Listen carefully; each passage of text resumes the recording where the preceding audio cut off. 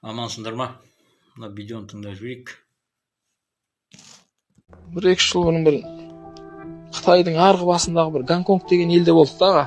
Өзі бірнеше аралдардан тұрады екен. Енді бізге апарған кісі бір аралына бардық жаңағындай. Төбемен жүріп барады екенсің андай. Сонда бір бір құдайларын апарды жаңағы. Ана өздері қолдан жасаған. Қарасаң енді не деген ақша кеткен да анағанша. Бірақ адамдар өздері жасаған. Ибрахим айтады ғой. Бұл өзін қорғай алмайды дейді. Сендерді қорғай алмайды дейді. Оған неге сыйынасыңдар дейді. Сондай сұраққа ешкім жауап бере алмайды да. Қаншама адамзат осылай Раббысын таппауда ғой. Енді мына видеода айтып тұр, біреудің жаңағы сеніміне күліп тұр ғой енді. Ол дейтін ондай сенімдегі адамдар өте көп. Жаңағы буддистер ғой енді олар. Буддист дейміз, буддизмнің де неше түрлісі бар, былай қарасақ. Бәріне енді бұлар да сектаға бөлінеді, біз сияқты ғой. Не адамға көмектесе алмайды, не ештеңе істей алмайды деп тұр ғой енді. Бірақ біздің құдайымыз ше, біз сеніп жүрген құдай ше. Енді мына тасқан су алып жатыр, жұрттың бәрі қиналып жатыр, көріп отырмыз, аяп отырмыз, қиналып жатырмыз. Осыған бір құдай көмектесті ма? Сол жаңағы мүсін сияқты отыр ғой ол да. Біздің құдайымыз да. Енді құдайдың өзі кешірсін деп айтамыз ғой. Құдай қайда енді көмектессе енді? Әлде бізді сол төпеп жаңағы қырылсын, өлсін, бала шағамыз бар, неше түрлі ана жерде. Енді кінәлі емес қой бәрі де. Қара көз қарындастарымыз бар, кішкентай бүлдіршін балдарымыз бар. Обал ғой оларға. Анау безіп кетті ғой. Не оқу жоқ, не сабақ жоқ. Құдай сонда бұл бізге солай істеп отыр ма? Бұл жерде Құдай ештеңе істеп жатқан жоқ. Ана мүсін сияқты отыр, былай айтқанда. Біздің жасап алған Құдайымыз. Мына айтып тұр ғой жаңағы, өздері жасап алған деп.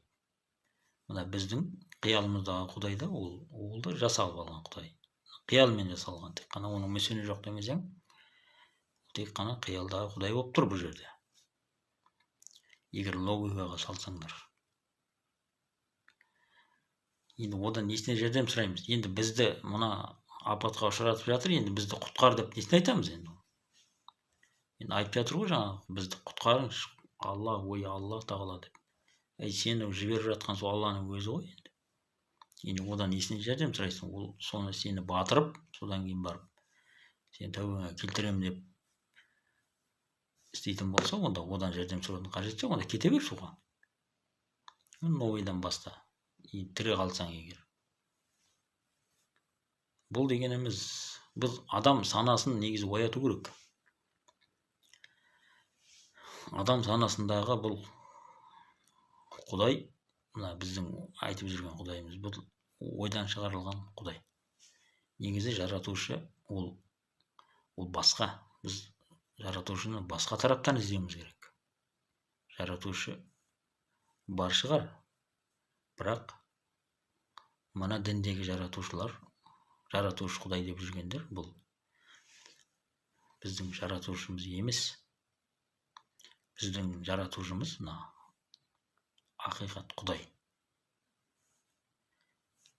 Бұлай істемейді. Мүмкін біз қате жолда жүрген шығармыз. Біз жаратушыны табу үшін әлде де ізденуіміз керек.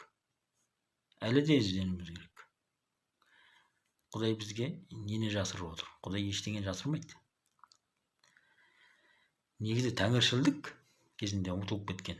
Бұны іздеп, зерттеп қарасаңдар, жаратушыны осы жерден табуға болады. Жаратушы адамдыққа үн қатпайды. Оны өзің табасың.